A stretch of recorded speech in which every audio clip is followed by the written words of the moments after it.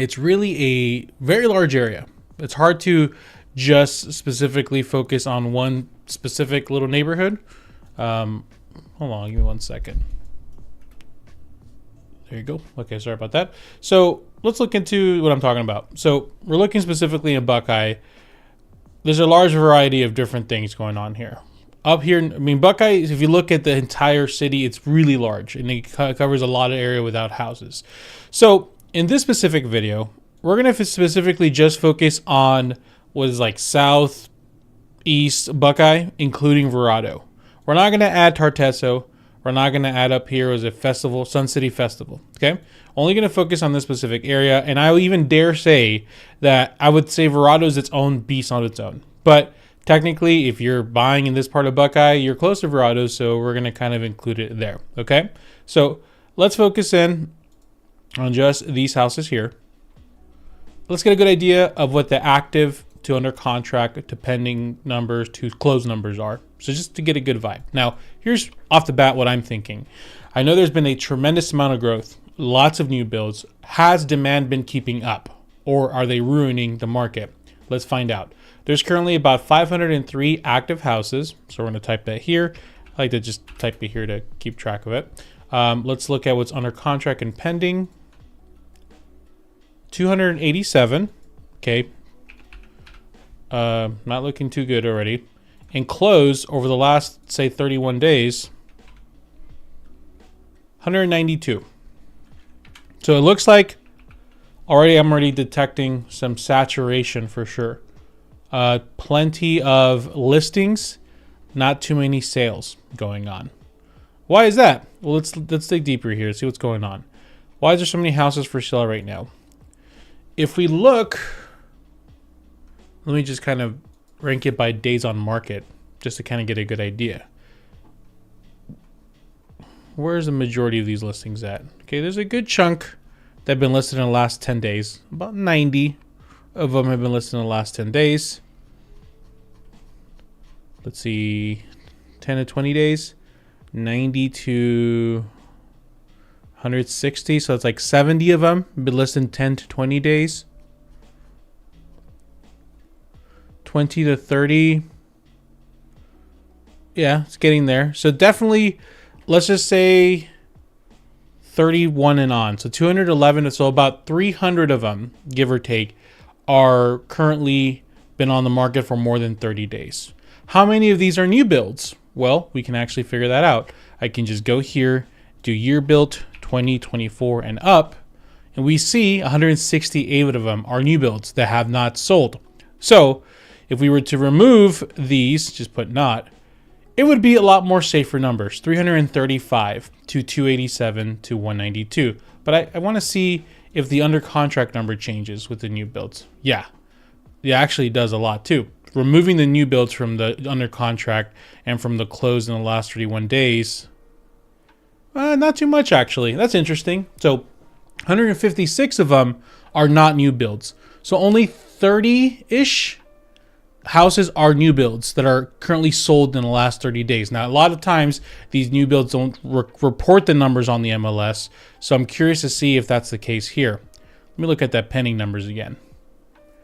So 198. So 198 out of 287 houses are under contract are not new builds. So for sure, it's interesting to note that new builds make the minority of these. New builds make up the majority of the active listings, but make up the minority of the under contract and solds. So already we're seeing an oversaturation effect of the new builds. Too many houses are being built and demand isn't able to keep up. Already kind of figure that out. So let's type that in here in our good information screen. How's everyone doing today, by the way? Hope everyone's having a good day. My niece was born this last weekend, so it's an exciting time for our family. I'm so glad I'm not in the house. We have a 11-month-old right now who's currently sick. And even though she's sick, I do not miss those first 3 months. Woo! I'm just happy we have a toddler, almost toddler right now. Let's just say that. So let's not, before we get into the predictions, let's look at the report. Thank you, BW. Appreciate you. And thanks for watching live. Even though it's not even like it's my sister-in-law. I'm taking credit for her congrats though. Let's look into the sales average here. By the way, if you're watching this right now and you're like, man, I really wish I could do this for my specific search, let's do it. Like, that's what I'm ready for. I had a website that like it was Arizona Home Goals, and you can go look for some houses, but it's currently down. So I'm going old school. If you want to reach out to me, email me or call me. We're going old school here, okay? So average sales price in Buckeye, if we remove, I don't think there's condos, but let's just remove the condos and the mobile homes. Looks like it's about 496, 123, so about almost 500K. That's actually pretty insane. Why is that so high? Jeez Louise. I wonder if it's probably because of Verado. I bet you it's because of Verado. That's insane, isn't it? I think Buckeye is only one zip code, if I remember correctly. Let me do a zip code map. Yeah. So zip code 853, yeah, north of Buckeye, which is Verado, 85396, and south is 85326. Okay. So, what was it? 2396. I bet you if I remove Verado, this drops down to 375. Yeah. So Verado is definitely bringing up that price for sure. Interesting. So I think Verado might need its own market update. But let's just do general Buckeye right now. And if you guys want to see that, let me know for sure. But let's just do general. 496, 123. Definitely higher, of course, being brought up by Verado. You know what's funny about Verado? If you ask somebody where they live, you know how you know that person lives in Verado? They'll tell you. You ask them, what city do you live in? They won't say Buckeye. They'll say, I live in Verado. You're like, you want to really get on their nerves? Actually, Verado's not a city. It's a master community. You live in Buckeye. I'm messing with you, Verado. Anyways, so 496,123. Of course, we see that very similar trend where we had that boost here, right? So we had that massive increase mid 2022, dropped to about beginning of 2022, and then we had a steady increase, a little spike here. We'll talk into that, what happened with the under contract and pending numbers bit. But for some reason, 2024 has had an explosion of value. What's going on there? My guess, a lot of new build sales. But let's look into it a little further. We're gonna narrow it down just a tad more. Let's start off with the active inventory counts just to see what's going on here. And let's look at the pending numbers so we can get a good idea of what's happening here. So somebody asked me the other day, why are you doing these live?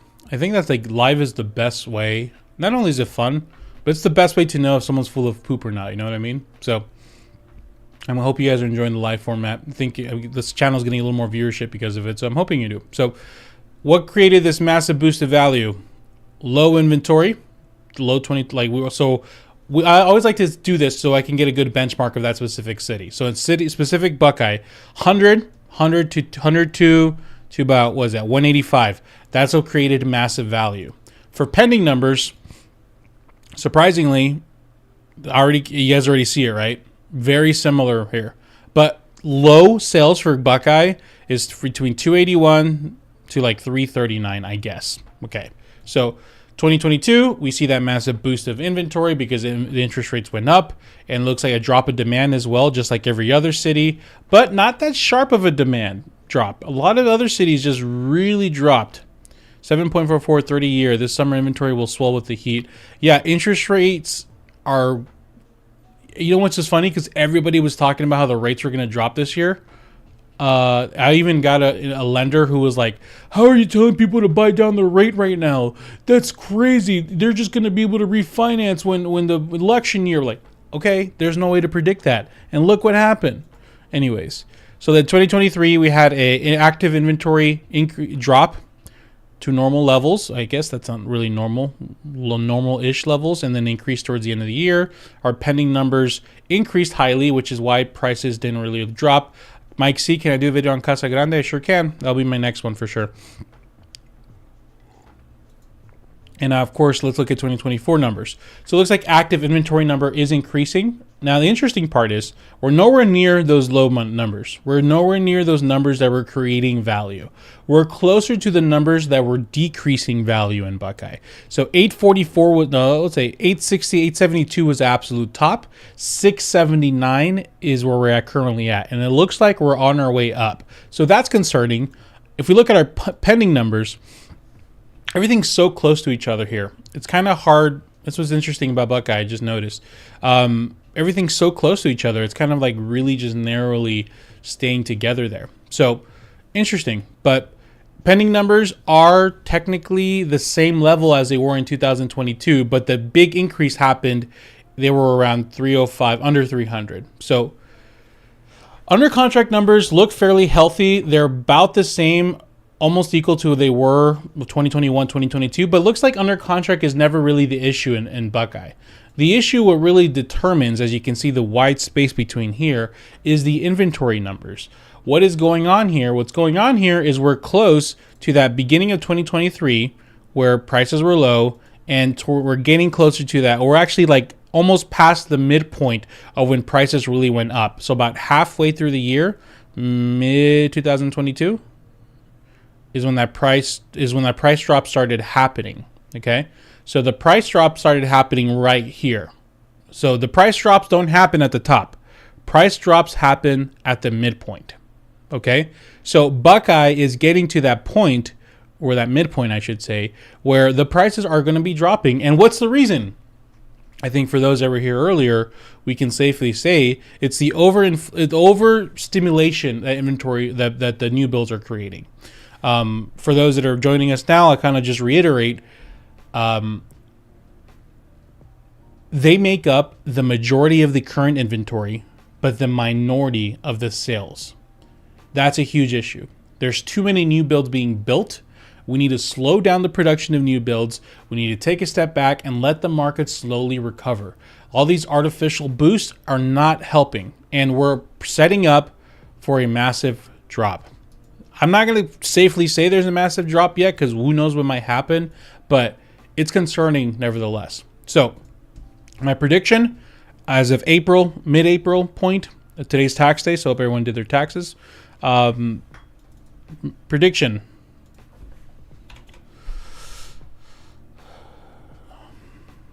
New build inventory swell is creating a potential price drop. Too many new builds.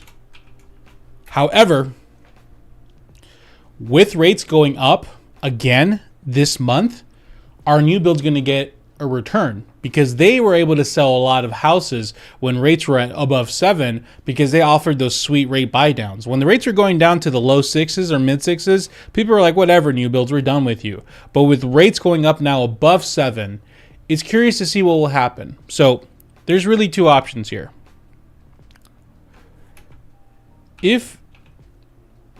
I'll just put all eyes on new builds. If on BS. Well, I mean, yeah, basically, it feels like BS. If new builds are able to start selling again at a high rate because interest rates are increasing, then we're going to potentially reduce that curve, and that inventory curve will hopefully start slowing down. And hopefully, if they start becoming the majority of sales again, then we're going to see prices probably flatten out. I don't know if necessarily drop. I don't know about increasing, though. However,